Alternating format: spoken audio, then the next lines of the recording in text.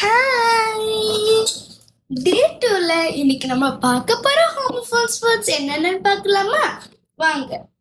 Week weak, see sea. But first நம்ம இன்னைக்கு week பார்க்கலாமா? சேம் சவுண்ட்ல but different meaning.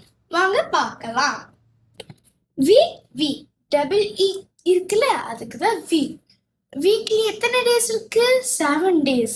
Sunday, Monday, Tuesday அப்படிலாம் சொல்றோம்ல, அதுக்கு தான் இந்த வீக். நெக்ஸ்ட் வந்து வீக்.